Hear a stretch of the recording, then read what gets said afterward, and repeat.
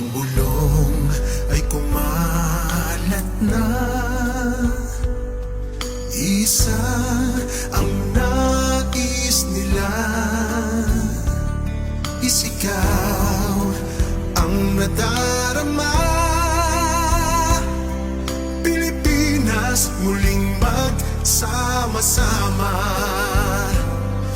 Pilipinas, Duterte pa rin ang tunay na nagmamahal sa atin. Laban niya ay laban natin. Pilipinas, Duterte pa rin. Bahalag sintonado.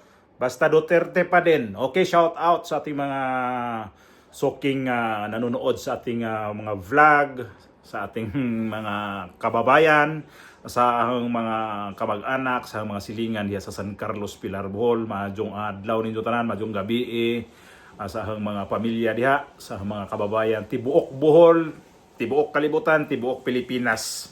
Basta tibuok tang tanan ha, basta tibuok Duterte pa din ang atong suportaan sa 2028 election.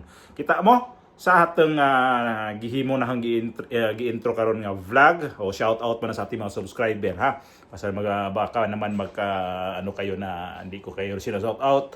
O shout out po, ingat po tayong lahat. God bless po sa inyo. Ingat, pakisuyo lang po. Ingat tayo lahat at saka kunting tiis na lang, makakaahon din tayo sa kahirapan na tinamaan tayo ngayon. So, ulitin ko po, God bless po sa ating lahat. Okay, pag-usapan natin yung nasa unahan na video na yon na o nabasa ninyo o nakita ninyo kanina na yung gobernadora ulit.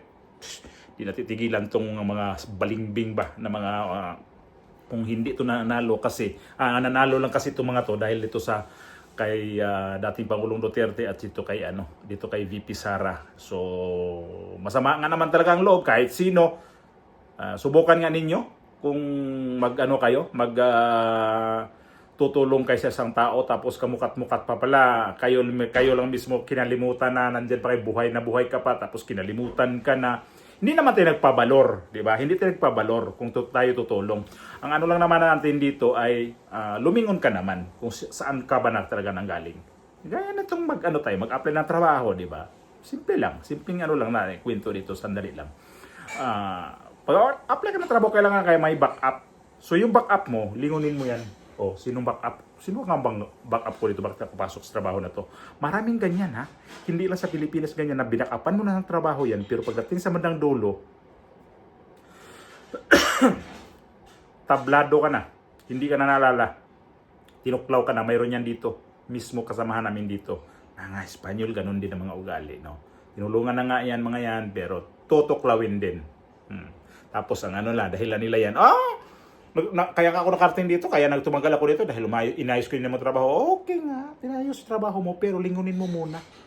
Kagaya sa akin na nakarating kami dito, mayroon akong mga tao din na nasa likuran ko na hanggang ngayon nililingon ko pa rin yan. Iniisip ko pa rin sila. Naalala ko pa rin sila kung bakit ako nandito ngayon. Okay, kasama ang aking pamilya. Bakit ako nakarating doon sa lugar na to? Bakit hindi ko to pinangarap ang trabaho na to pero nandito ako? Gagaya ito kay Pambari 4. Hindi daw siya dati nangarap na magiging gobernador. Karating siya dyan ngayon dahil sa mga Duterte. O sabi niya, anong sabi niya? Basahin ko? Ha? Basahin ko yung sabi dito na ang sabi niya. Okay, ito yung sinabi niya to. O, hindi po ang mga diehard Duterte supporter o DDS ang nagpanalo sa akin, kundi ang mga Sugbuanon.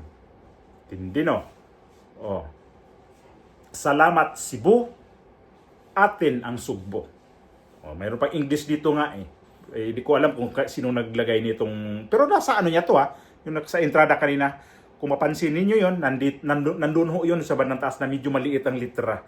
Ito po ang sabi nun Cebu Governor Pamela Bari 4 and statement showing her support to President Bongbong Marcos administration. Yun ang sabi. Kawawa ang mga Duterte.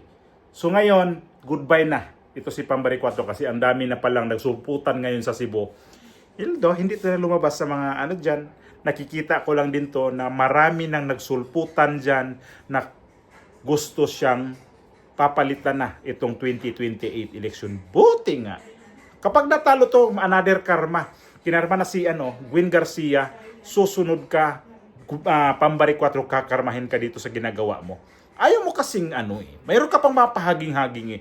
Tapos, pagka masita ka, sabi, ay hindi ko ginawa yun. Hindi ko yan. Basta ako dito, DDS pa din, sumusuporta ako kay Tatay Digong. Yan ang puhunan mo sa Tatay Digong. Yung Tatay Digong mo ngayon, iniwanan mo na sa ere, ganun ba yon? Magpaliwanag ka muna. Para makita talaga sa mga supporter mo na hindi mo talaga iniwan itong mga Duterte. Bakit lumabas itong mga statement ng ganito? Na hindi ang mga DDS ang nagpapanalo sa iyo sa Sugbo, diha sa Cebu. Ang Sugbo, baga kadyo ng mga supporter ang mga DDS diha. Mo na imong timan-an, mo na imong tandaan mo yan kasi hindi ka naman talaga nanalo kung hindi din yan ang mga DDS. Kasi nga si Gwen Garcia bumaliktad, bumalingbing, naghudas, pati ikaw din pala maghuhudas na rin talaga. Pinapatunayan mo na talagang maghuhudas ka talaga kay Tatay Digong. So ang dami na ang mga plano ngayon dyan sa Cebu, ang dami na nakapila na sa'yo, napapalitan ka na. O, mayroon pang isa dyan, nakikita ko, na parang gusto din na kakandidato para palitan si O, yan Duterte din ang apelyido eh. Yung magiging vice niya, Ruiz. Tapos mayroon pang isa, yung kapatid ni Gwen Garcia, pero ayaw ko yan. Kasi alam na natin mga Garcia eh. Si Gwen Garcia nga eh. Sobrang hudas. Itong si PJ Garcia. Ayan yung mukha niya. Tapos mayroon pang isa kung na dyan na magiging plano din. Hapunisa ang apelyido pero Pilipinas siya. Yan yung gusto din na tatlo yung nakikita ko nakapila ngayon dyan, napapalit kay Pambari 4. Ewan ko kung talagang sino ang pwedeng napupusukan dyan sa mga Duterte. Kasi kapag ito, either BP Sara ang tatakbo or Basti, malamang ito si Pambari 4. Wala na, tagilid ang kanyang karera dito talaga. Tapos may isa akong ditong vlogger o tatlo akong nakita dito mga vlogger na inaaraw-araw talaga to siya. Si Pambari 4 na hindi na nagustuhan kasi may mga may mga pangako na hanggang ngayon na puro pa rin pangako. Hindi pa rin talaga natupad yung kanyang pangako para si Bongbong Marcos na puro pangako, hindi tinupad. Ang 20 pesos na per kilo ng bigas hanggang ngayon, matatapos na ang kanyang termino, kontrata. Ang kanyang termino, hindi pa rin nagawa ang kanyang 20 pesos per kilo. Nagawa lang yun doon sa mga nasalanta. Nasalanta na nga, magbabayad ka pa ng 20 pesos per kilo na bigas. Tapos, nagawa lang yung 20 pesos per kilo ng bigas. Bakit ka mo? Dahil isubsidy sa gobyerno. Hindi talaga yun talaga ang presyo na bibilhin ninyo, na yan ang presyo na gusto sa mga tao. Ang ang presyo na ng bigas. Halimbawa, yung bigas na yan, na bininta ng 20 pesos per kilo, 50 pesos per kilo ang bigas na yan. Kukunin sa gobyerno ang bigas na yan ng 50 pesos per kilo, tapos ibintan yan ng palugi sa gobyerno. Ibibinta nilang 20 pesos, pero ang rest nun, yung 30 pesos, yun yung babayaran sa gobyerno. Para lang makuha talaga sa mga tao ang 20 pesos per kilo ang bigas. Kaya hindi yan masyadong nagkalat sa buong Pilipinas dahil pili lang yung lugar dyan kung sino ang pwedeng bintahan. Kung sino yung against sa gobyerno para mapaamo ang gobyerno, si Bongbong Marcos especially, yan ang papadalhan nilang 20 pesos per kilo na bigas. Nagets natin? Kaya, yan ang nila ngayon na binibinta daw na natupad daw yun. Paano natupad? Tapos ito ngayon, ito mga balingbing ngayon, ito si Pambari 4, Malamang talaga to, isang termino lang kasi galit na talaga yung mga tao dyan sa Cebu. Ayun, siya mismo, sa kanyang statement yan ha. Yung lumabas na yan, sa kanya yan. Ayan na nga. Kaya ngayon ng mga tao, gusto ka ng palitan, hanggang isang termino ka lang daw, tapos na ang iyong karera. Hindi na sila papayag pa na gagamitin ulit ang mga Duterte pala. Kasi nga, dito sa ginawa mo na hindi naman talaga maganda to tignan eh. Huwag kang mamuhunan ng dalawang puhunan mo kasi iba yung mamuhunan ka ng dalawa kapag nagtitinda ka kasi maganda yun. Pero pag namuhunan ka, kahit sinong kandidato namuhunan ng dalawa ang dadalhin mo, kasagaran yan, tikba lang yan eh. Tikbak talaga yan. Napansin niyo ba na may maraming namuhunan na nagiging ulats nung eleksyon? Ang dami.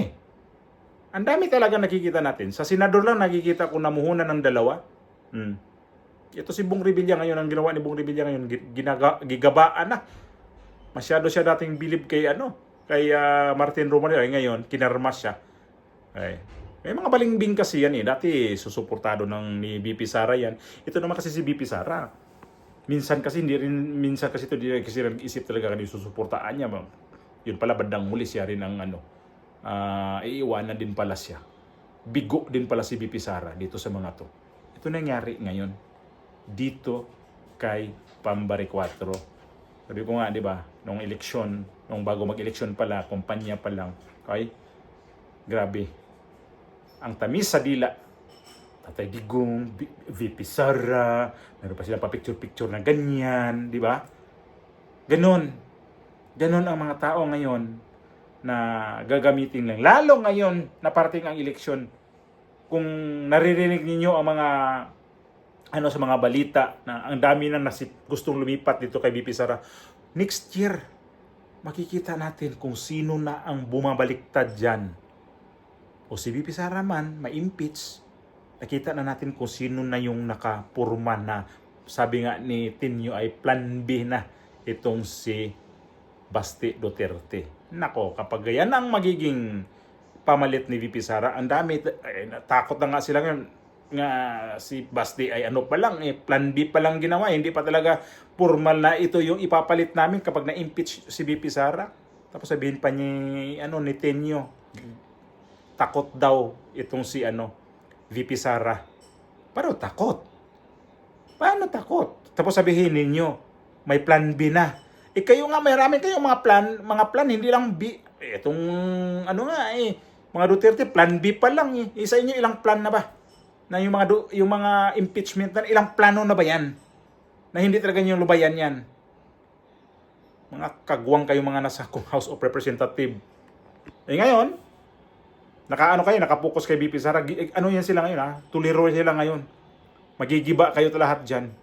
Yung mga plano ninyo na, ma-impeach nga itong bayro. May isa pa palang mga plano para yun ang ibala. So yan, kawawa nga naman talaga naman.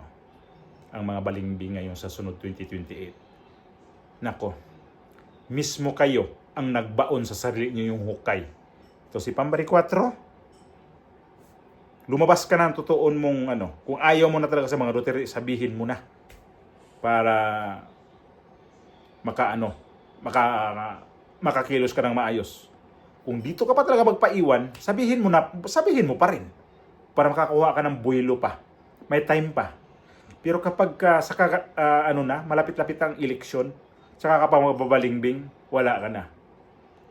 Baon ka na. Ikaw na talaga yung mismo naghukay na sa sarili mong libingan. Paktay kang bata ka. Okay, God bless sa lahat.